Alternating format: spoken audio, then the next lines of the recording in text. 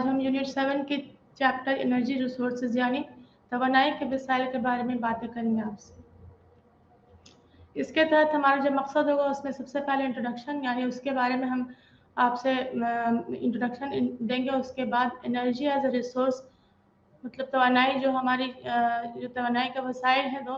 Non conventional और conventional sources. Non conventional यानी कि गैर रिवायती ज़रिया और कन्वेंशनल सोर्सेज यानी रिवायती ज़राए।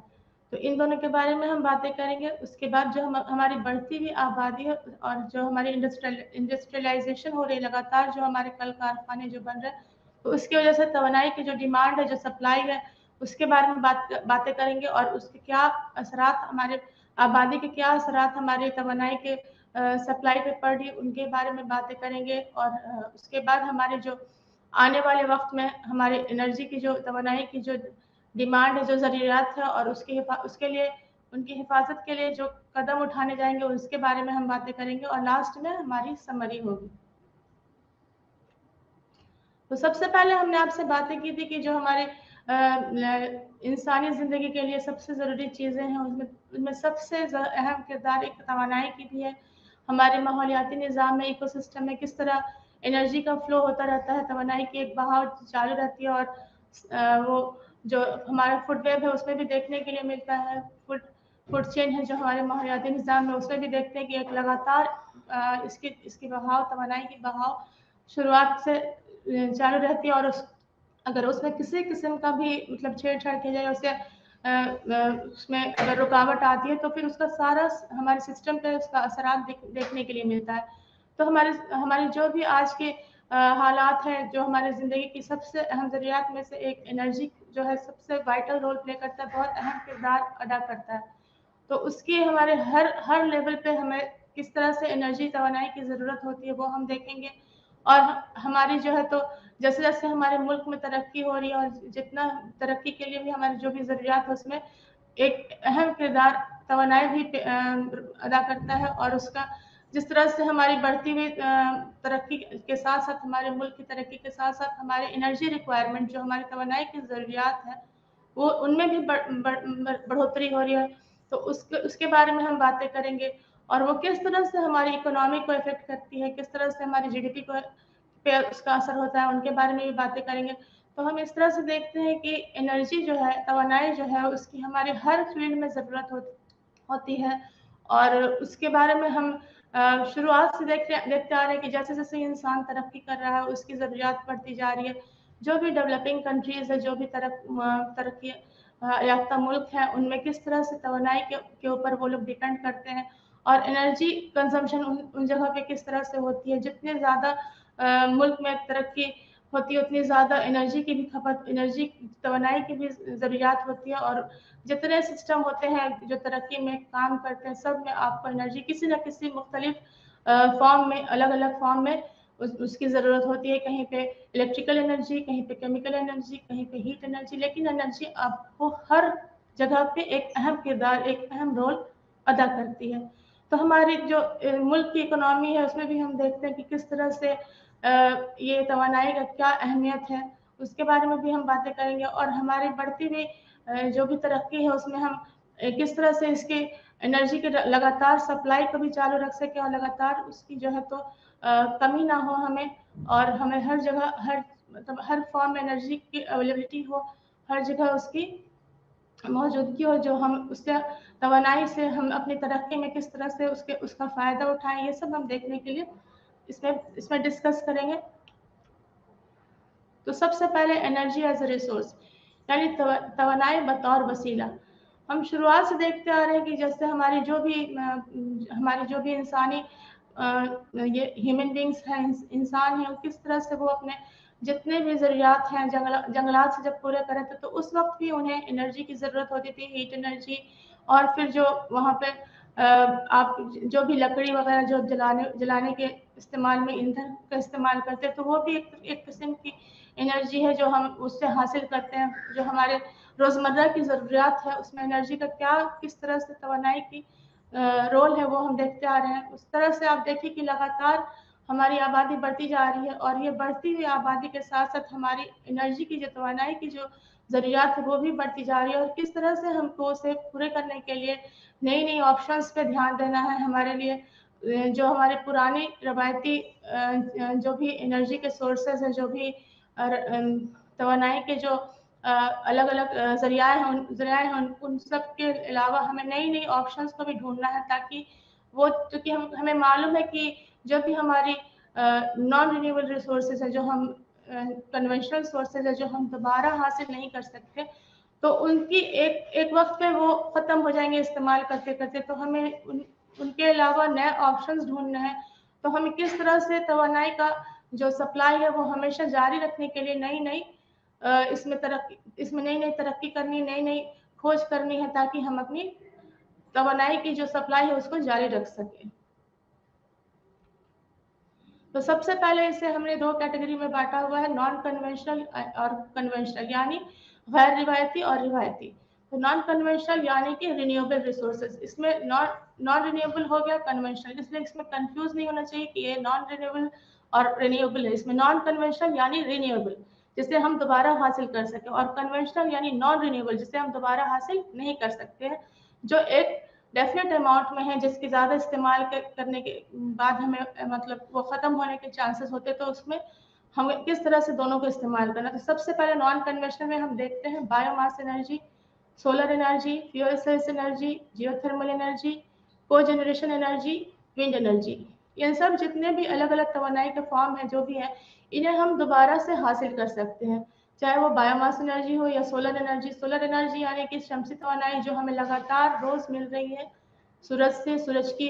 जो शुआएं हैं उससे, तो वो हम देखते हैं कि वो हर वक्त जारी रहती है और वो अलग अलग जगह पर होती है। उसी तरह कन्वेंशनल सोर्सेज जो है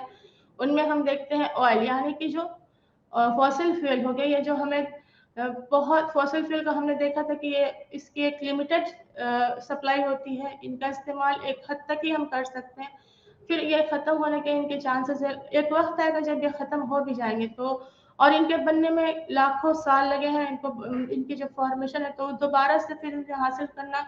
काफ़ी लंबी प्रोसेस है, तो मुश्किल नहीं है, मुमकिन नहीं है इसके दोबारा हासिल करना। उसी तरह से नेचुरल गैस, कोल या कोयला, हाइड्रो पावर और एटॉमिक एनर्जी, ये सब हो गया नॉन रिन्यूएबल एनर्जी, जिसे हम दोबारा हासिल नहीं कर सकते हैं। अब नॉन कन्वेंशनल सोर्सेज यानी गैर रिवायती जरिया, इसमें सबसे पहले जो आती है वो है बायोमास एनर्जी, यानी बायोमास तवानाई। तो इसमें जो हम देखते हैं ये रिन्यूएबल एनर्जी है, जिसे हम दोबारा हासिल कर सकते हैं। तो ये हमारी जो बायोमास एनर्जी है काफ़ी हद तक हमारी घरेलू ज़रूरियात को पूरा करती है, और जो भी इसे हम ज़्यादातर जो भी वेस्ट प्रोडक्ट्स, जो भी बाय प्रोडक्ट्स होते हैं, जो हमारी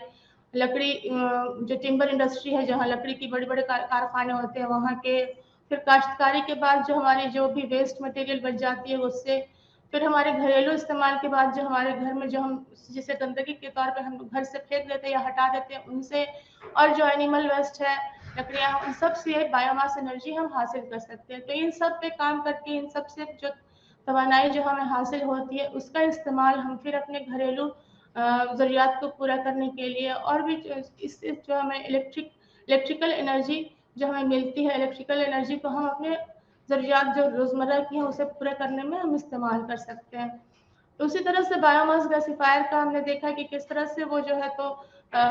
उसे बायोगैस की तरह जो भी इसका वेस्ट निकलता है उसे बायोगैस में कन्वर्ट कर देता है, बदल देता है, और उसको आप सप्लाई करके उस पर आप खाना बना सकते हैं। और उसकी जो है तो वो जो हमारी जो रोज़मर्रा जो हम जिस गैस पे खाना बनाते हैं, जो हमारी एलपीजी है, उससे उसकी कीमत समझिए कि आधी होती है। तो वो हम देखते हैं कि एक तरह से हमारा जो भी वेस्ट मटेरियल है, जो भी हमारे जो काम में आने के लायक नहीं है जो चीज़ें, उनसे हम उन पे काम करके एक तो उनकी भी डिकम्पोजिशन हो जाती है, उन्हें भी हम दोबारा इस्तेमाल कर सकते हैं, और उनसे जो पॉल्यूशन वगैरह होती है उससे भी हम बच सकते हैं। और उसके बाद ये हमारी चीप सोर्स भी है, इसमें हम अपना कॉस्ट भी कम कर सकते हैं। जो हमारी कीमतें जो हमारे पैसे जो महंगी सोर्सेज है जैसे एलपीजी वगैरह, उसमें हम जो इस्तेमाल करते हैं उससे काफ़ी कम कीमतों पे हम इससे बायोगैस हासिल कर सकते हैं। तो उसमें देखते हैं कि हमारी जो ज़रूरियात है ये पूरी भी कर रहा है, और हमारी जो गंदगी, जो हमारे घर के वेस्ट है, उनसे सब काम हो जा रहा है, तो उनको भी ठिकाने लगाने में, उनकी भी जो डिकम्पोजिशन है उसमें कितनी आसानी होती है। तो ये हम इससे हासिल कर करके, और इससे हम अपने जो भी रोज़मर्रा के काम है, खाना बनाने से लेकर छोटी मोटी जो रोज़ की ज़रूरियात है, उसमें हम इसका इस्तेमाल कर सकते हैं। अब हमारी दूसरी टॉपिक जो आती है वो है सोलर एनर्जी, यानी शमसी तवानाई। हमने देखा है कि शुरुआत से ही जो सूरज है या सन है, जो प्राइमरी सोर्स ऑफ एनर्जी है हमारे जो पूरे माहौल में, जो भी गर्मी पहुंचाने के लिए, जिसका सूरज का एक बहुत अहम किरदार है, बहुत अहम रोल ये अदा करता है। तो हमारे जितने भी माहौलियाती निज़ाम में अलग अलग जो सिस्टम्स चल रहे हैं, जो भी उसमें हमारे सूरज का क्या उसमें रोल अदा होता है, ये हमने शुरू से देखा है। और जितने भी हमारे ग्रीन प्लांट्स है, जो अपने खाना बनाने के लिए किस तरह से सोलर एनर्जी का यूज़ करते हैं, तो वो हम उसका इस्तेमाल हम भी कर सकते हैं। और हमारे भी उसमें हमने भी अब तरक्की की, और उसमें हम इस तरह से सोलर एनर्जी, यानी जो उससे सोलर पैनल जो हमारे घर में, उसका सोलर प्लेट्स वगैरह लगा करके और उसको कैप्चर करके, उसे वहाँ से जो गर्मी आती है सूरज की, उसे हम उसमें कलेक्ट कर करके, और फिर उससे फोटोवोल्टाइक सेल्स में बदल करके, और उससे हम इलेक्ट्रिसिटी हासिल कर सकते हैं, बिजली हासिल कर सकते हैं, जो हमारे घर की ज़रूरियात के लिए भी, जैसे खाना बनाने के लिए भी हम इस्तेमाल कर सकते हैं सोलर कुकर्स वगैरह में। उसके अलावा उससे हम छोटी मोटी अपनी जो सवारियाँ हैं वो भी चलाने में उसका इस्तेमाल कर सकते हैं। जो फोटोवोल्टाइक सेल्स होती है, वो उसको हीट एनर्जी को उसमें इलेक्ट्रिसिटी में तब्दील करके हमारी जो सवारियाँ हैं उसमें हमारे काम आती हैं। उसके अलावा आपने देखा होगा कि सड़कों के किनारे जो लाइटिंग्स होती है, जो बिजली के खंभे वगैरह होते हैं, उनमें जो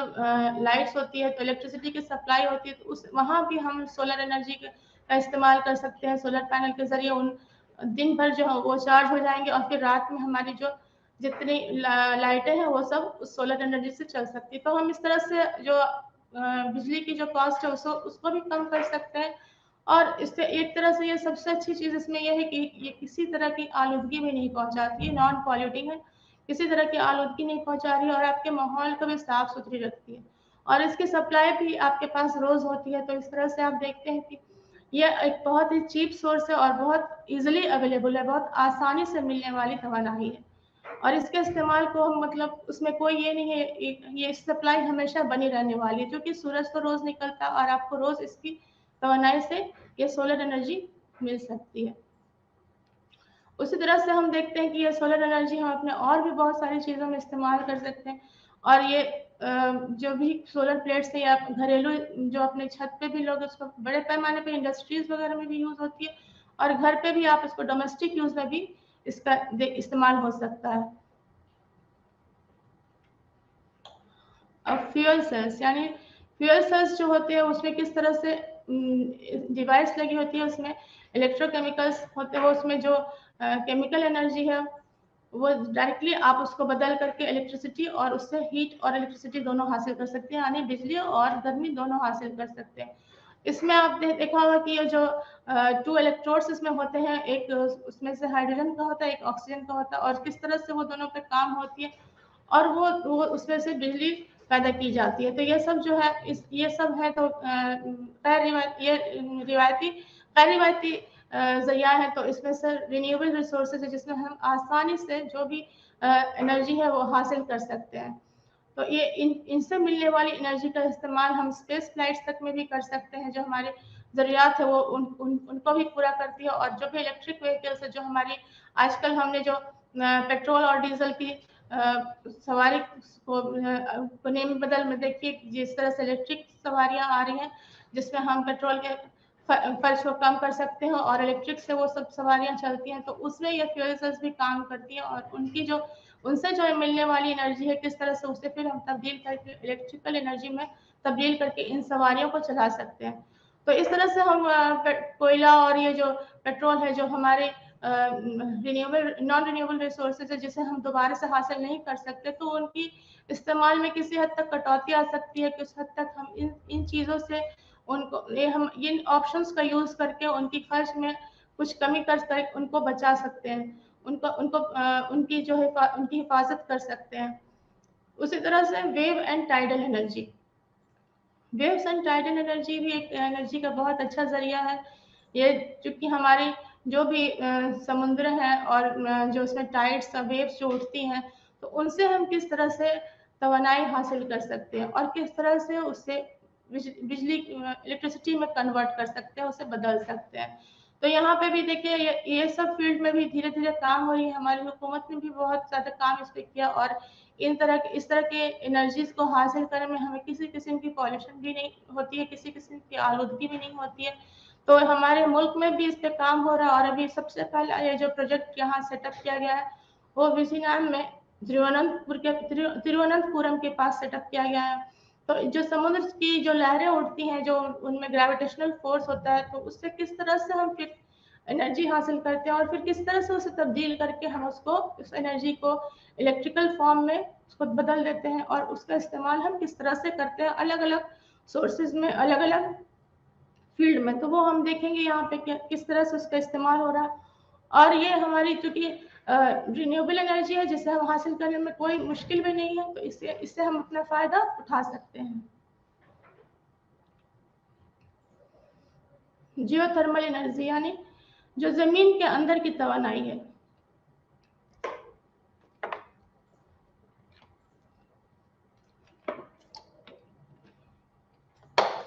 जियोथर्मल यानी कि जियो से मतलब हमारी जमीन यानी लैंड और थर्मल यानी हीट। तो जमीन के अंदर जो गर्म चीजें जो भी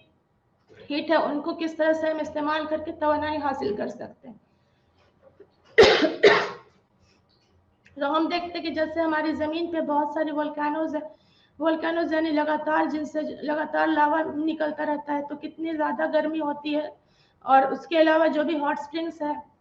गर्म पानी के जो झरने हैं, जो गीजर्स हैं, उन सब से जो हमें मीथेन हासिल होता है, जिसका हम इस्तेमाल हम कर सकते हैं अपने घरेलू ज़रूरियात के लिए भी, और उसके अलग अलग इंडस्ट्रीज में अलग अलग जगहों पर भी हम उनका इस्तेमाल कर सकते हैं। उसी तरह से देखते हैं कि किस तरह से समुद्र के अंदर भी और ओशंस में भी किस तरह से ये सब जगह से हम जियोथर्मल एनर्जी हासिल कर सकते हैं। तो इसमें लगातार आप जो है तो बिजली की सप्लाई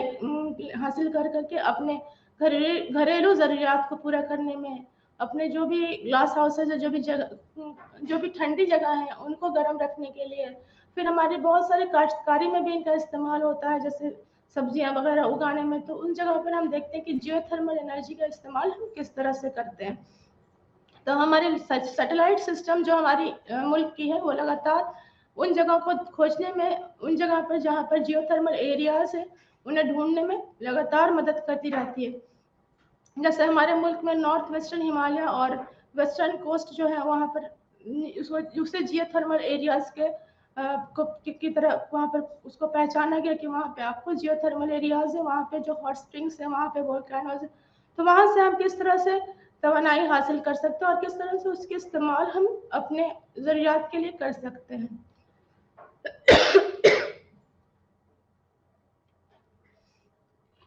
विंड एनर्जी यानी कि हवा की तवानाई। हम देखते हैं कि किस तरह से हवा का इस्तेमाल हम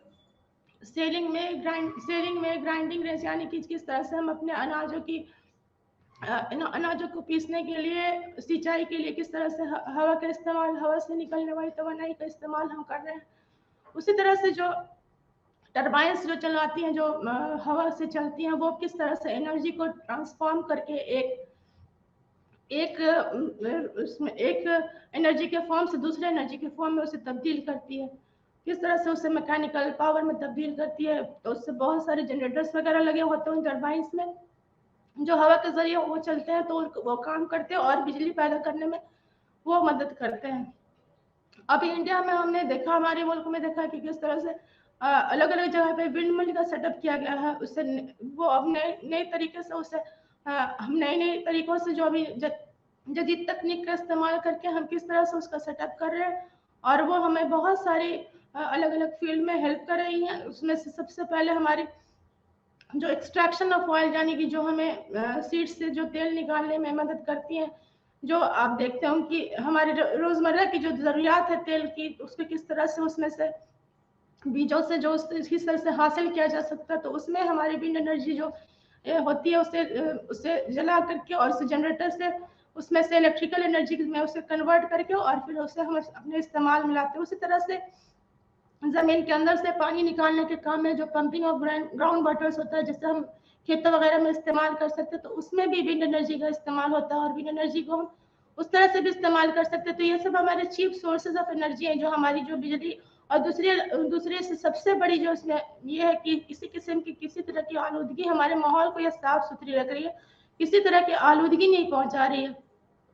तो हम देखते हैं कि यहाँ पे विंड एनर्जी के भी हमें बहुत सारे फील्ड में इस्तेमाल किया जाता है। और चूंकि यहाँ पर उसमें एक सबसे बड़ा मसला ये है कि अगर कभी तूफान वगैरह आता है तो उसका असर इन एनर्जी विंड एनर्जी वाले जो प्लांट्स हैं उसमें पड़ती है, और उसमें जो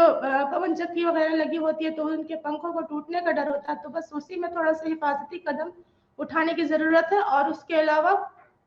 जो भी यहाँ पे हमें एनर्जी मिलती है उसे हम अपने बहुत सारे काम में ला सकते हैं। तो ये जो हमारी रोज़ की ज़रूरियात है वो पूरा करने में एक तरह से हवा की तवानाई भी काफ़ी अहम किरदार अदा करती है। और ये चूँकि चीप सोर्स है और हमारी जो रिन्यूएबल सोर्स है इसे हम दोबारा से दोबारा हासिल कर सकते हैं। तो ये हमारे सबसे अच्छा हमारे लिए सबसे अच्छा यही चीज़ है कि हमारे लिए जो भी हमारे फॉसिल फ्यूल्स है उनकी बचत करके हम ये सब ऑप्शंस को इस्तेमाल करके उनकी इस्तेमाल में कमी ला सकते हैं। अब बायोगैस जो हमने आजकल देखा सुना होगा कि ये चीप सोर्स है हमारे खाना के लिए, जो खाना बनाने में हम इस्तेमाल करते हैं नॉर्मल गैस एलपीजी वगैरह है, तो उसमें से सबसे अभी नई तकनीक का इस्तेमाल करके जो हमारी कैटल डंग होती है, जो हमारे जो जानवरों की जो गंदगी होती है, जिससे हम उस पर काम करके उससे हम मीथेन गैस हासिल कर सकते हैं। और उस गैस का इस्तेमाल वो बहुत अच्छी ईंधन साबित होती है हमारे जो भी गांव के इलाके हैं, जो देहात के इलाके हैं जहाँ पे इनका इस्तेमाल होता है। और ये जहाँ पे गैस की सप्लाई नहीं हो सकती, जो एलपीजी वगैरह की सप्लाई नहीं हो सकती, तो उन लोग के लिए एक सेकेंड ऑप्शन है, काफ़ी अच्छी ऑप्शन है। और सबसे बड़ी बात कि आप जो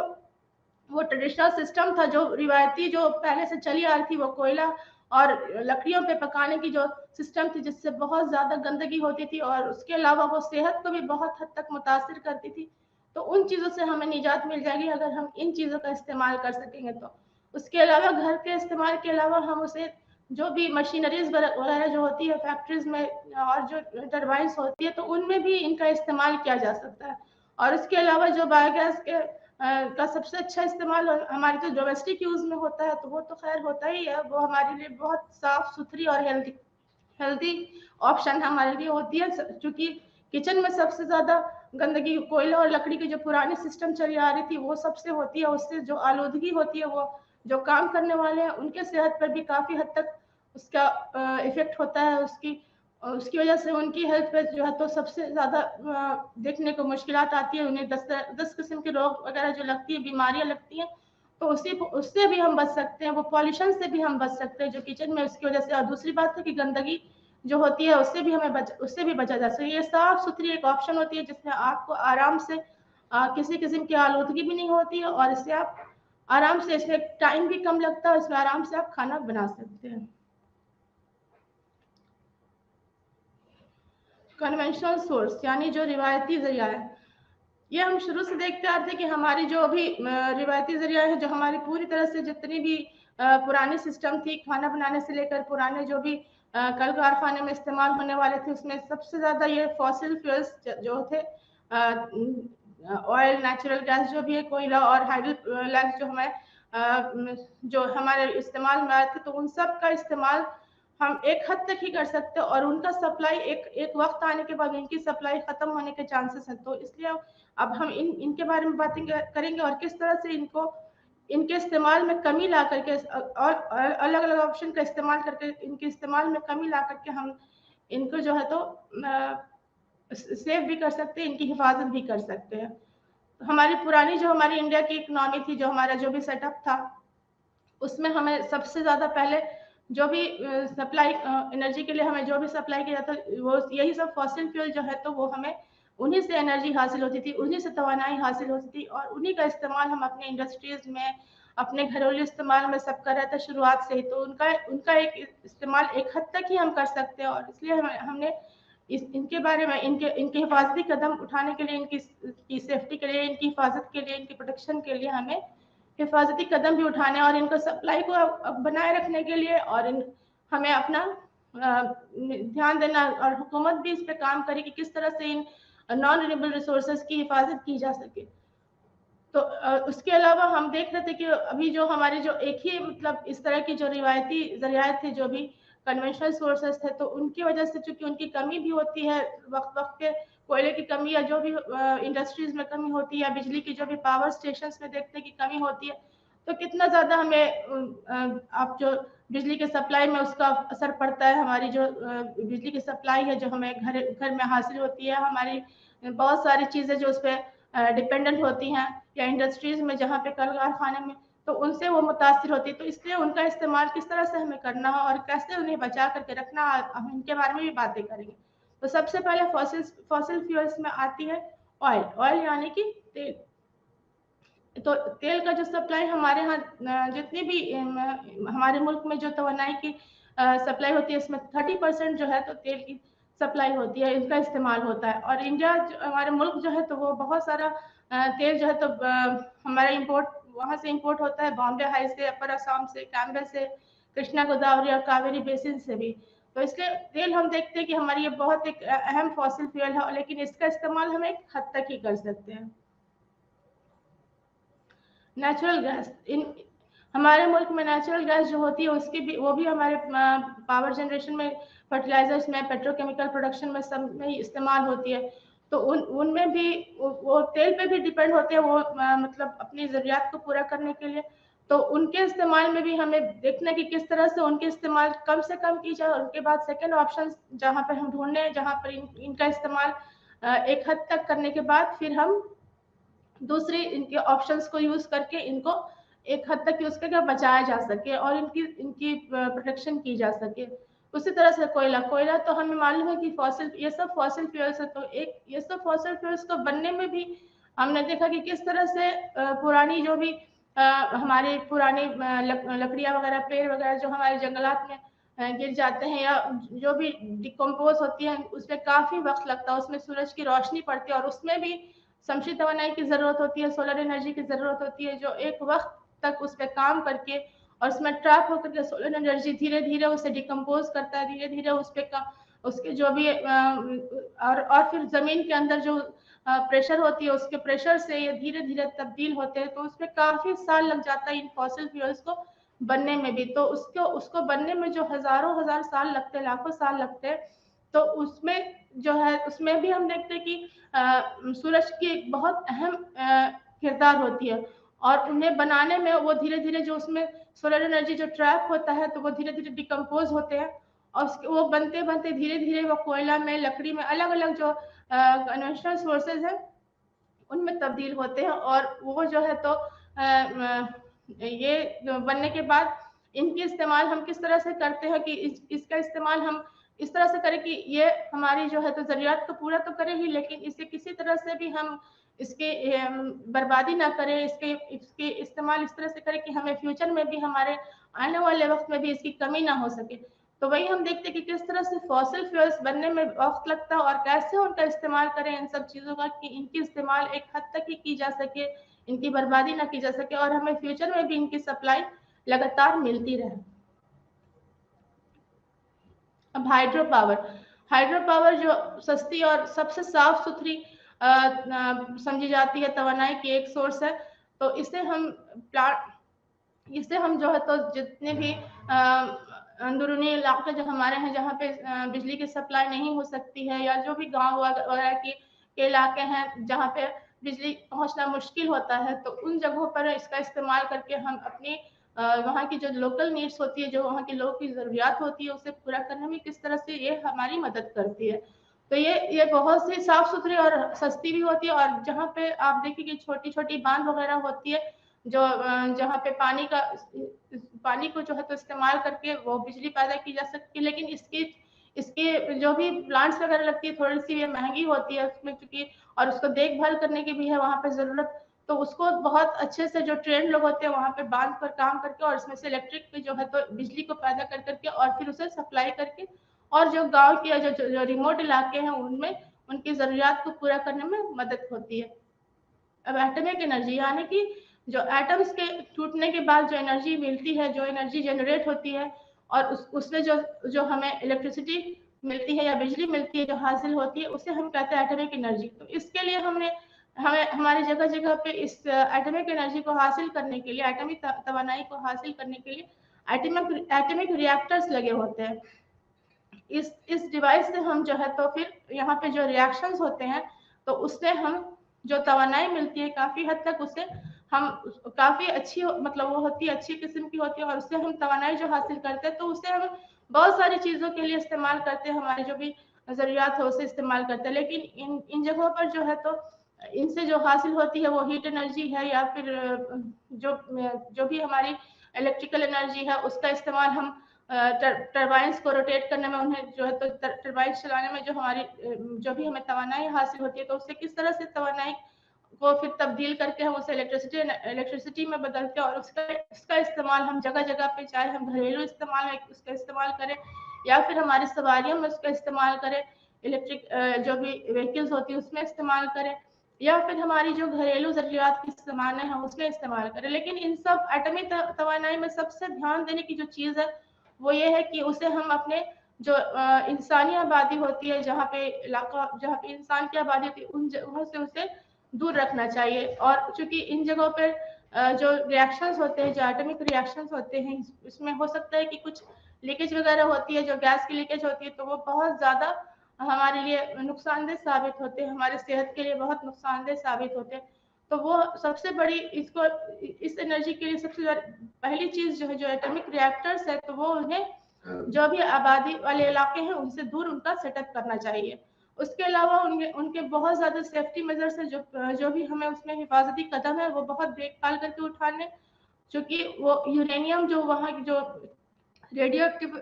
एलिमेंट्स होते हैं जो वहाँ पे काम में आते हैं तो उन सब से रेडिएशंस भी निकलती हैं। तो वो जब रेडिएशंस जो होती है वो हमारे सेहत के लिए काफी हद तक नुकसानदेह साबित होती हैं। बहुत सारी बीमारियां, बहुत सारी उसकी इफेक्ट्स होती है हमारी बॉडी पे। तो इसलिए उन सब जगहों से उसे इलाकाई जो भी इंसानी आबादी वाले इलाका है वो उन सब इलाकों से इनका सेटअप दूर करना चाहिए। तो बहुत सारे एटॉमिक एनर्जी के जो रिएक्टर्स हैं हमारे मुल्क में बहुत जगह काम कर रही हैं जो हमें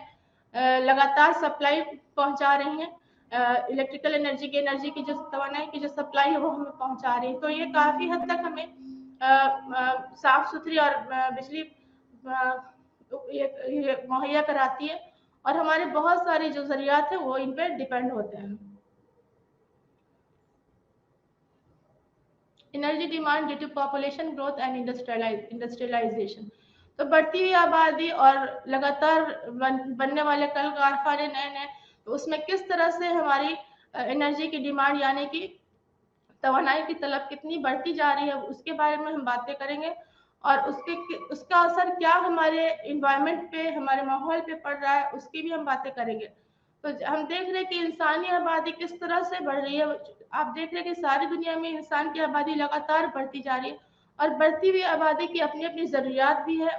उसे पूरा करने के लिए हमें अलग अलग तरीके से उन्हें एनर्जी चाहिए। हर जगह पे, चाहे वो इंडस्ट्रीज हो, चाहे वो घर हो, हर जगह आपको एनर्जी की सप्लाई बनी रहनी चाहिए। तवानाई की जो डिमांड है, जो भी तलब है, वो लगातार बढ़ती हुई आबादी के साथ बढ़ती जा रही है। और उसके अलावा हमारी उसके साथ साथ जो जितनी भी आबादी बढ़ रही है तो उसकी बहुत सारी ज़रूरियात, जैसे फाइनेंशियल, जो कम्युनिकेशन, जो ट्रांसपोर्टेशन है, वो सब चीज़ में एनर्जी की ज़रूरत बढ़ रही है। जैसे जो भी हमारे ट्रांसपोर्टेशन की जो भी ज़रूरत है, जैसे बस है, ट्रेन है वगैरह, सब में तो आपको पेट्रोल चाहिए या फिर जो भी इलेक्ट्रिक चाहिए। तो हर चीज़ की सप्लाई आपको बनाए रखने के लिए लगातार डिमांड उसकी जो बढ़ती जा रही है तो उसको देखने के लिए हमें ज़्यादा से ज़्यादा फिर एनर्जी की जो भी इस तवानाई की जो है तो ज़्यादा से ज़्यादा उससे पैदा करना होगा, ज़्यादा से ज़्यादा उसका डिमांड को पूरा करने के लिए उस पर लगातार काम करना होगा ताकि लगातार जो एनर्जी की सप्लाई है वो बनी रह सके। तो हम देखते हैं कि किसी भी मुल्क के ग्रोथ में, किसी भी मुल्क के तरक्की में इस तवानाई की कितनी अहम किरदार है। और अगर बढ़ती हुई तवानाई की जो लगातार ज़रूरियात को पूरा करके हम किस तरह से आगे फिर तरक्की कर सकते हैं, ये भी हम देखते आ रहे हैं। और ये हमारे इकोनॉमिक स्टेटस को किस तरह से बढ़ा रही है, हमारी जो भी डेवलपमेंट हमें किस तरह से हासिल हो रही है, नई नई जो भी इंडस्ट्रीज लग रही है, नई नई कल कारखाने लग रहे हैं, वो हमें किस तरह से फ़ायदा पहुंचा रहे हैं और हमारी नई ज़रूरियात जो है तो किस तरह से बढ़ रही है। तो उन सब में किस तरह हम अपने एनर्जी का सप्लाई जारी रख करके और उससे हम अपने तरक्की कर सकते हैं, अपने मुल्क की तरक्की कर सकते हैं। तो उन सब चीज़ों का हमें इस्तेमाल किस तरह से तवानाई का करना और कैसे सबको सप्लाई भी देना और कैसे सबकी डिमांड्स को भी पूरी करनी है और उसकी जो है तो हमें उससे फ़ायदा भी किस तरह से उठाना, वो हम आगे देखेंगे। Future energy needs and conservation, मुस्तकबिल की तवानाई की ज़रूरियात और तहफ़्फ़ुज़। तो हम देखते हैं कि किस तरह से अगर जिस तरह से हमारी बढ़ती हुई आबादी की एनर्जी जो रिक्वायरमेंट्स है, जो तवानाई की ज़रूरियात है, वो कैसे बढ़ती जा रही है और लगातार अगर इस तरह से बढ़ती रही तो हमारी जो एक ऐसा वक्त आएगा जो हमारे पास जितने नॉन रिन्यूएबल रिसोर्सेज है वो तो धीरे धीरे खत्म हो ही जाएंगे, लेकिन जो भी रिन्यूएबल रिसोर्सेज है उनकी भी सप्लाई जारी रखने के लिए हमें काफ़ी मुश्किलात का सामना करना पड़ सकता है। तो हम लगातार देख ही रहे कि हमारी जो भी एनर्जी की ज़रूरत है, जो भी तवानाई की ज़रूरत है, उससे पूरा करने के लिए इंसान लगातार जो है जंगलात की सफाई हो रही है, किस तरह से जंगलात में लकड़ियाँ वगैरह काटी जा रही है, कैसे फॉसिल फ्यूल्स जो है पेट्रोल की किस तरह से इस्तेमाल की जा रही है, डीजल की किस तरह से इस्तेमाल की जा रही है और कितनी ज़्यादा इसकी मांग रोज़ बरोज़ बढ़ती जा रही है। रोज़मर्रा के कामों के लिए हम किस तरह से इन पे डिपेंडेंट है और इंसान किस तरह से इनका कुछ हद तक बर्बादी भी कर रहा है कि अगर थोड़ी सी भी अगर आपको ज़रूरत होती कहीं भी आने जाने की या कुछ भी, तो आप देखते कि कैसे आप अपने तुरंत आप अपनी सवारी का इस्तेमाल करते हैं, आप तुरंत उसमें पेट्रोल और तुरंत उसकी इस्तेमाल से किस तरह से पेट्रोल की आप ज़रूरत से ज़्यादा उसकी इस्तेमाल करके आप उस पर भी उसको ख़त्म कर रहे हैं, उन रिसोर्सेज को नुकसान पहुंचा रहे हैं। तो उसकी भी आप इंसान के ऊपर भी डिपेंड करता है कि वो किस तरह से उनकी इस्तेमाल भी एक हद तक करे और उनकी हिफाजत भी किस तरह से करे कि वो जो तवानाई हमें हासिल है वो हमें ज़्यादा दिन तक उससे हम फ़ायदा उठा सके और उससे हम लगातार इस्तेमाल भी करें और उसकी हिफाजत भी करें। तो उस तरह से हम देखेंगे कि कैसे, और उसके अलावा जो हम लगातार देखते हैं कि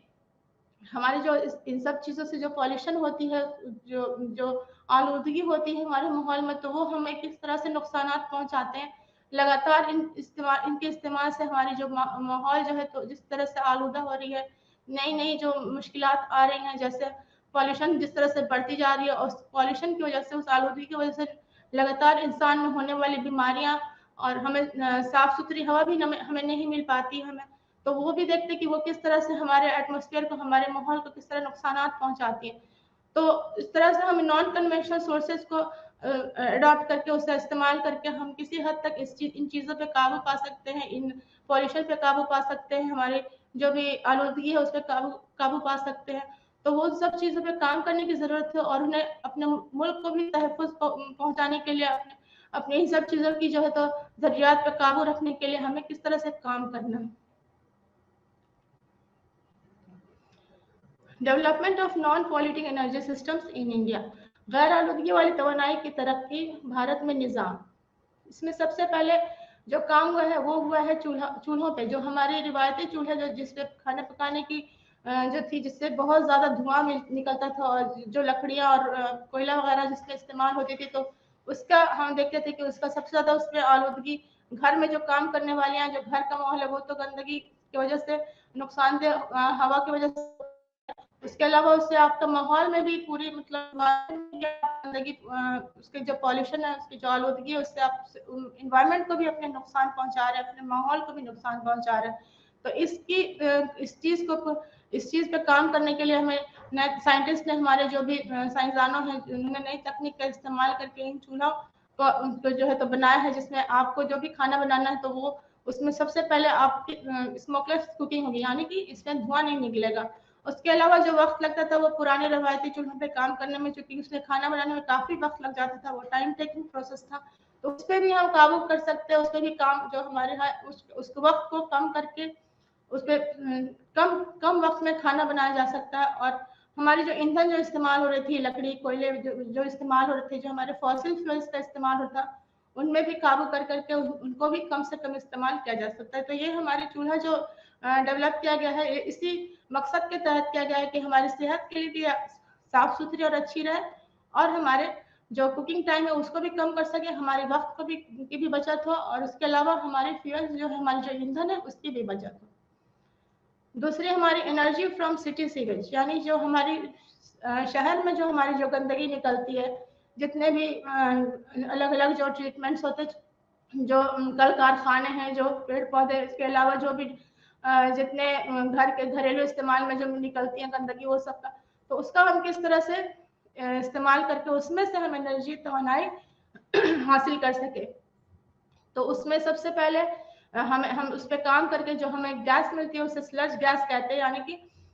वो भी एक तरह से बायोगैस की तरह होती है जिसमें ज़्यादा से ज़्यादा मीथेन होती है मौजूद, जो हमारे कुकिंग में हेल्प करती है। और इसमें जो हमें जो वेस्ट मिलता है वो हम आपको उसको इस्तेमाल करके हम अपने जानवरों के खाने के काम में भी ला सकते हैं, उनको जानवरों के चारे के तौर पे इस्तेमाल किया जा सकता है। तो इससे हम तवानाई भी हासिल कर सकते हैं और इससे हम जो इन चीज़ों को जो डिस्पोज करने में हमारे जो भी खर्च आता है या जो भी हमें सोर्सेज लगते हैं उस पर भी काबू पाया जा सकता है, उसका डिस्पोज करके हम उससे तवानाई हासिल कर सकते हैं। सोलर एनर्जी जिसके बारे में हमने आपको बताया कि शमसी तवानाई जो हमें सूरज से हासिल होती है, किस तरह से उस पर काम करके हम अपनी रोज की ज़रूरियात को पूरा कर सकते हैं। और हमारी चूंकि हिंदुस्तान में हमारे जो मैक्सिमम लोग, जो ज़्यादा से ज़्यादा लोग हैं, वो इसका इस्तेमाल करके जो कुकिंग की नई तकनीक है उसको इस्तेमाल कर सकते हैं सोलर हीटिंग के ज़रिए। अभी सोलर कुकर का जो इस्तेमाल करके खाना बनाने में आप बिजली की, आप जो तो गैस की जो भी खर्च है उसको उस पर काबू करके और इन चीज़ों पे काम करके आप अपने घर में भी आप सोलर पैनल लगा करके और कैसे इससे जो गर्मी इसकी हासिल करके इससे एनर्जी हासिल करके आप अपनी रोज़मर्रा की ज़रूरियात पूरी कर सकते हैं। इसके अलावा ये हमारी जो बहुत सारी काश्तकारी में भी जो काम आती है, जैसे अनाजों को सुखाने के काम में आता है। उसके अलावा जो पानी हमारी जो साफ सुथरी पानी हासिल करने के लिए, जो पानी में से नमक को हटाने के, जो बहुत सारी जगह पे हम देखते हैं कि पानी वहाँ की नमकीन होती है, समुद्री इलाके जो होते हैं, तो वहाँ पर जो पानी है वो साफ सुथरी फ्रेश वाटर हमें नहीं मिलती है। तो उसमें से जो नमक हटाने के लिए उस पानी को साफ सुथरे करके और हमारे इस्तेमाल में लाने के लायक, काम में आने के लायक बनाने के लिए भी हमें सोलर एनर्जी यानी कि शमसी तवानाई का इस्तेमाल कर सकते हैं। उसके अलावा हम देखते हैं कि बहुत सारी जो जितनी भी सोलर एनर्जी है वो उसे हम किस तरह से कन्वर्ट इलेक्ट्रिकल एनर्जी में करते हैं, हमारी अपनी ज़रूरियात को पूरी करने के लिए उनसे बिजली हासिल करते हैं। तो ये बहुत ही अच्छी साफ सुथरी और सबसे अच्छी हमने कहा इस चीज़ के बारे में कि ये गैर आलूदा, यानी कि किसी किस्म की पॉल्यूशन इससे नहीं होती है। आपको एक साफ सुथरी बिजली, एक साफ सुथरी जो भी तवानाई इससे हासिल होती है और ये चीप सोर्स है, आपको लगातार इसकी सप्लाई बनी रहती है। इसमें किसी भी किस्म का आपको झंझट भी नहीं। आप इसे अपने घर में सेटअप कर करके आप इससे अपने तवानाई हासिल कर सकते हैं और इस पे आप जो है तो इसकी रोज सप्लाई की वजह से इस पे आप बहुत आसानी से अपनी कुकिंग, अपने घर में जो छोटी छोटी बिजली की सामान है जैसे फ्रिज है या हीटर है जो उसे भी इस्तेमाल कर सकते हैं। और जो बहुत सारे रिमोट एरियाज है जहाँ पे आपको जो भी देहाती इलाके या गांव के इलाके हैं जहाँ आपको बिजली की सप्लाई मुश्किल होती है, जहाँ नहीं जा सकती है, दूर दूर इलाकों में, दूर दराज के इलाकों में, तो वहाँ पे लोग अपना सेटअप करके अपने घर पे इसको सेटअप करके और सोलर प्लेट्स लगा करके इससे एनर्जी हासिल करके और अपने घर की जो रोजमर्रा की जरूरियात है वो पूरी कर सकते हैं। और ये सबसे चीप और बेस्ट सोर्स है, इससे हम आसानी से सोलर एनर्जी से हीट एनर्जी को ट्रैप करके और इसे कन्वर्ट करके बिजली में और अपने इस्तेमाल में ला सकते हैं। इससे पहले हमने आपको बताया भी था विंड एनर्जी यानी कि पवन चक्की वगैरह जो हवा से जो तवानाई हमें मिलती है उसका इस्तेमाल हम किस तरह से कर सकते हैं। और इसे भी हम रिमोट एरियाज में जो टरबाइंस वगैरह जो है जिससे इलेक्ट्रिसिटी को जनरेट करने में जो हवा चलती है, उससे जो ये पवन चक्की जो लगे होते हैं वो चलते हैं, तो उससे जो वो जनरेटर से कनेक्टेड होते हैं और किस तरह से वो जनरेटर फिर काम करते हैं और उससे फिर हमें बिजली मिलती है और करंट जो सप्लाई है उसे हम कर करके अपने रोजमर्रा की जरूरियात पूरा कर सकते हैं। और इसे भी अपनी दूर दराज के इलाकों के लिए बहुत कारगर साबित होती है, बहुत अच्छी सोर्स है एनर्जी की और साफ सुथरी ये भी है, इसमें भी कोई किसी किस्म की पॉल्यूशन नहीं होती है, किसी किस्म की आपके माहौल को आलूदा नहीं करते ये। तो हमने आज देखा कि किस तरह से इंडिया हमारी जो है मुल्क में कितनी एनर्जी की सप्लाई टोटल हमारी 3% जो है होती है, उसमें इंडिया में टोटल एनर्जी की खपत होती है। और हमारा मुल्क किस तरह से यहाँ के लोग, यहाँ के आबादी जो है, जो बढ़ती हुई आबादी है, किस तरह से इन एनर्जी पे डिपेंडेंट होते हैं, किस तरह से अपने सारे काम के लिए हमें एनर्जी की ज़रूरत होती है। शुरुआत से लेकर के आखिर तक जितने भी हमने देखा कि जैसे हमने इंसान ने तरक्की की तो कहाँ कहाँ किस तरह से एनर्जी की ज़रूरत पड़ी और किस फॉर्म में ज़रूरत पड़ी, तो लगातार उस सप्लाई को बनाए रखने के लिए हमने कितना काम किया और किस तरह से उन सप्लाई को पूरा करके हम अपने मुल्क की तरक्की हमने की। तो शुरुआत से हम देखते आ रहे कि आपको जो खाने से लेकर के आपके जो भी रोजमर्रा की जरूरत है, जो भी खुराक है, उसमें हर जगह आपको एनर्जी का इस्तेमाल किस तरह से होता है। और एनर्जी की हमने बात की, तो एनर्जी की सप्लाई लगातार हमारे माहौलियाती निज़ाम यानी इकोसिस्टम में भी बनी रहती है। और जैसे जानवर अपनी जो भी खुराक है सोलर एनर्जी से लेते हैं, अपनी जो भी इकोसिस्टम वाली जो इकोसिस्टम हम जो देखते हैं उसमें किस तरह से एनर्जी का सप्लाई बना रहता है, जो भी फूड वेब है, फूड चेन है, तो वो हम देखते हैं कि शुरुआत से लेकर आखिर तक जितनी भी सिस्टम्स है सब में तवानाई की एक लगातार सप्लाई बनी रहती है। और सारे सिस्टम्स को चलने के लिए सब कुछ कारगर ढंग से चलने के लिए किस तरह से हमारी तवानाई की जरूरत होती है। उसके बाद हमने देखा कि तवानाई को किस तरह से दो अलग अलग इसमें बांटा गया है, दो सोर्सेज को। इसमें एक नॉन कन्वेंशनल सोर्सेज यानी biomass, solar, geothermal, wind energy, जिसके बारे में हमने भी बातें की। बायोमास जो हमें घरेलू इस्तेमाल के बाद जानवरों के जो इस्तेमाल के जो वेस्ट होते हैं उन सब से, और उसके अलावा जो हमारे एग्रीकल्चरल वेस्ट होते हैं, इंडस्ट्रियल वेस्ट होते हैं, उन सब से किस तरह से बायोमास हमें हासिल की जाती है। और उसमें गैसिफायर्स लगे होते हैं, तो किस तरह से इससे गैस हासिल करके और जो घरेलू इस्तेमाल के लिए इसका सेटअप हमने अभी कुछ दिन पहले हमारे मुल्क में ओखला में है जो वो सेटअप किया गया है, और उसकी सप्लाई लगातार वहां से दी जा रही है। तो वहाँ के आसपास के लोगों को जो नजदीक वहाँ पे लोग रहते हैं उन सबको सप्लाई दिया जा रहा है, और वो काफी चीप सोर्स जो हमारी है वो साबित हो रही है। और जो एनर्जी की सप्लाई है वो लगातार उनसे मिल रही है। तो हम जो एलपीजी के खर्च है उससे उसकी आधी कीमतों में हम उससे गैस हासिल कर करके उस पर काम कर रहे हैं, और उससे हमारी जो है तो एक काफी हद तक आबादी को मदद मिल रही है। उसके अलावा हमने सोलर एनर्जी के बारे में भी बातें की कि किस तरह से हमारे मुल्क में सोलर एनर्जी यानी कि रिन्यूएबल सोर्स जो हमारी एनर्जी की है, ये सोलर एनर्जी, इससे हम किस तरह से फायदा उठा सकते हैं, कैसे हम अपने घरों में इसका सेटअप करके और उससे जो है तो हम अपनी रोजमर्रा की जरूरियात को पूरी कर सकते हैं। उसके अलावा हमारे जो भी सोलर सेल्स होते हैं, फोटोवोल्टाइक सेल्स जो होते हैं, जो इस सोलर एनर्जी को ट्रैप करके और उसे हीट एनर्जी में तब्दील कर देते हैं या इलेक्ट्रिकल एनर्जी में तब्दील कर देते हैं। तो उसके हम किस तरह से इस्तेमाल अपने गाड़ियों में, अपने सवारियों में, अपनी कारखाने, अपने छोटे छोटे जो कारखाने वगैरह लगे होते हैं उन सब जगह सोलर पैनल को सेटअप करके कैसे हम सोलर एनर्जी को ट्रैप करके और उसका इस्तेमाल कर सकते हैं। और हमारे कुछ हद तक फॉसिल फ्यूल की जो इस्तेमाल में कमी आ सकती है, कुछ हद तक कटौती की जा सकती है और उनकी हिफाजत की जा सकती है। तो हम देखते हैं कि किस तरह सोलर एनर्जी हमारे लिए हम उससे किस तरह फायदा उठा सकते हैं, और वो एक काफी अच्छी साफ सुथरी सोर्स है एनर्जी की। उससे हम पॉल्यूशन से भी बच सकते हैं, यानी किसी किस्म के आपको माहौल को गंदगी भी नहीं पहुंचा रही, आलूदगी भी नहीं पहुंचा रही है। तो एक ये सोर्स है जिसके बारे में हम बात की है, नॉन कन्वेंशनल सोर्स यानी गैर रिवायती जरिया है। इसमें फिर जियोथर्मल एनर्जी आती है, जो हमने अभी आपसे बातें की जिसके बारे में कि जो जमीन के अंदर से जो एनर्जी निकलती है। तो जियो यानी कि जमीन और थर्मल यानी कि हीट एनर्जी। तो जमीन, चूंकि हमारी जमीन के अंदर काफी गर्मी पाई जाती है, बहुत सारे एक्टिव वोल्केनोज हैं, बहुत सारे गर्म पानी के झरने हैं, बहुत सारे जो गीजर्स है जो जमीन के अंदर पाए जा सकते हैं। तो किस तरह से उन पे काम करके उनसे एनर्जी हासिल की जा सकती है और उस एनर्जी का इस्तेमाल हम अपने रोजमर्रा की जरूरियात में कर सकते हैं, और वो भी एक तरह से साफ सुथरी यानी कि नॉन पॉल्यूटिंग एनर्जी की एक किस्म है। इससे हम आराम से अपने घरेलू इस्तेमाल में भी ला सकते हैं और बहुत सारे जो छोटी मोटी जरूरियात है उसे पूरा कर सकते हैं। तो जियोथर्मल एनर्जी का किस तरह से हमारे सैटेलाइट सिस्टम काम करके जो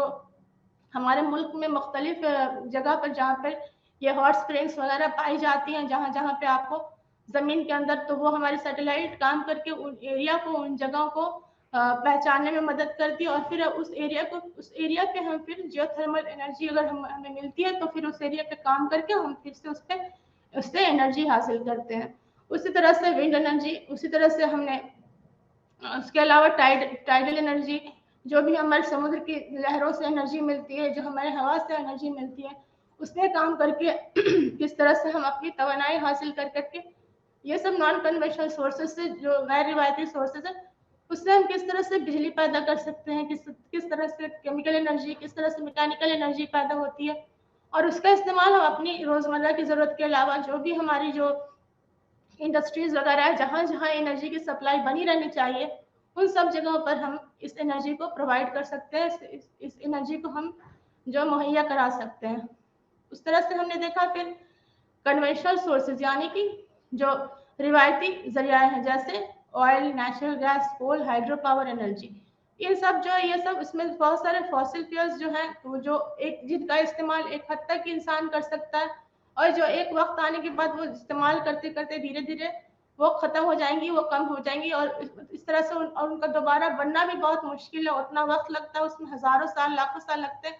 तो वो एक बहुत टाइम टेकिंग प्रोसेस है, और उसे दोबारा हासिल करना मुश्किल है। तो उन सब का इस्तेमाल एक इस तरह से हम करें कि उनको एक हद तक ही इस्तेमाल करें, और उनकी अलग अलग ऑप्शंस, उनको अलग अलग ऑप्शन से रिप्लेस करके हम इनकी हिफाजत कर सके, ताकि आगे आने वाले वक्त में भी इनका सप्लाई बना रहे। उसी तरह से हमने देखा कि एनर्जी डिमांड जो हमारे तवानाई की जो मांग है, जो जितने डेवलपिंग कंट्रीज है, जो तरक्की याफ्ता अलग अलग ममालिक है, अलग अलग मुल्कों में किस तरह से इसकी डिमांड होती है, और जितनी ज़्यादा वहाँ की आबादी होती है और जितना ज़्यादा वहाँ पे इंडस्ट्रियलाइजेशन होता है, तो वहाँ पे तवानाई की डिमांड लगातार बढ़ती रहती है। जितनी आबादी होगी, उन्हें अपनी हर ज़रूरियात को पूरा करने के लिए इन एनर्जी की डिमांड होती है। और जितने तरक्की याफ्ता मुल्क होते हैं, चूँकि वहाँ चूँकि तरक्की याफ्ता मुल्क है, तो बहुत सारी सहूलियतें भी मौजूद है, और सारी सहूलियतें कहीं ना कहीं इन एनर्जी पे ही डिपेंडेंट होती हैं। तो वो देखते हैं कि लगातार उस एनर्जी की डिमांड भी तरक्की याफ्ता मुल्कों में, तरक्की करने वाले जितने भी मुल्क हैं, उन जगहों पर किस तरह इन एनर्जी की डिमांड्स भी लगातार होती रहती है, और वो हमारी एनर्जी की जो डिमांड पूरी होती है, तो उससे हमारे मुल्क तरक्की भी करते हैं, और कैसे बढ़ती हुई आबादी को आप फायदा भी पहुंचा सकते हैं, और उनकी तरक्की पे काम भी कर सकते हैं। तो उस डिमांड को पूरी करने के लिए किस तरह से काम करना, और कैसे हमारे लगातार जितनी भी इंडस्ट्रियलाइजेशन हो रही है, जितने भी कल कारखाने नए नए सेटअप हो रहे हैं, नए नए जगहों पर जो बड़े बड़े कारखाने लग रहे हैं, जो इंसान को सहूलियतों को बढ़ाने के लिए या इंसान को फायदे पहुंचाने के लिए जितने भी कारखाने वगैरह लग रहे हैं, तो वहाँ किस तरह से एनर्जी की डिमांड, और कैसे हमें लगातार इस सप्लाई को पूरी करते रहना, और कैसे रिन्यूएबल रिसोर्सेज को अपने जो भी कन्वेंशनल या नॉन कन्वेंशनल सोर्सेज उन्हें किस तरह से अपने प्रोटेक्ट करके और लगातार इस सप्लाई को जारी रख करके हमें अपने मुल्क की तरक्की में हाथ बटाना है। रिन्यूएबल रिसोर्सेज यानी कि जो गैर काबिल तजदीद सोर्सेज है,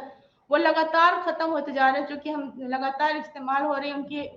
हम देख रहे हैं कि हमारे बहुत सारे इंडस्ट्रीज जो है, वहाँ पे कोयले की डिमांड हमेशा होती है, पेट्रोल की डिमांड हमेशा होती है। तो उन जगहों पे हम देख रहे हैं किस तरह से इस्तेमाल होते होते वो धीरे धीरे खत्म होते जा रहे हैं, धीरे धीरे उनकी जो खपत होती जा रही है इतनी ज़्यादा कि उन रिसोर्सेज को अलग तरह से उन्हें दूसरे ऑप्शन से उनके जगह पे दूसरे ऑप्शंस यूज करके उन्हें बचाने के लिए क्या कदम उठाने चाहिए। और इन रिसोर्सेज जो है, ये रिन्यूएबल रिसोर्सेज यानी जो भी कोयला वगैरह है, जो नेचुरल गैस है या कोयले का इस्तेमाल हम करते हैं, तो उससे काफ़ी हद तक पॉल्यूशन भी होती है। और जो भी इंडस्ट्रीज जो लगी होती है, जितने कारखाने लगे होते हैं जहाँ पे कोयले का इस्तेमाल होता है उन्हें चलाने के लिए, या भी हमारी जो भी ट्रांसपोर्टेशन सिस्टम में जो भी ट्रेनें वगैरह जहाँ पे कोयले की जरूरत होती है, तो उनसे कितनी ज्यादा आलूदगी होती है। तो उन सब चीज पे भी काबू पाने के लिए हमें सेकंड ऑप्शन यानी कि जो भी नॉन रिन्यूएबल रिसोर्सेज है उनको लाना होगा, उनकी जगह पे उनको रिप्लेस करना होगा, और इस पे काबू पाने के लिए किसी हद तक हम उस पर काबू पा सकते हैं पॉल्यूशन पे इनके इस्तेमाल से। उसी तरह देखते हैं कि हमारी जो हमने बात की थी नॉन रिन्यूएबल रिसोर्सेज में जो एटॉमिक स्टेशंस की बात की थी, उस पर किस तरह से वहाँ पे जो न्यूक्लियर रिएक्टर्स होते हैं उस पर किस तरह से काम करना है, उनकी किस तरह से सेटअप करना है, उनकी किस तरह से हिफाजती उनके लिए कदम उठाना है, ताकि उससे इंसानी आबादी को किसी किस्म का नुकसान ना पहुंचे। और वहाँ की अगर किसी भी किस्म की गैस वगैरह की जो लीकेज होती है वो उससे हम बच सके, और वो जो इतनी तबाही जो लाती है उससे हम अपने इंसानी आबादी को दूर रख करके, या उसका सेटअप हम अपने इंसानी आबादी से दूर करके उस पर काबू कर सके। उसी तरह से जो अलग अलग जगह पे एटॉमिक रिएक्टर्स जो लगे होते हैं, बहुत सारे अभी हमारे मुल्क में बहुत सारे एटॉमिक रिएक्टर्स जो है तो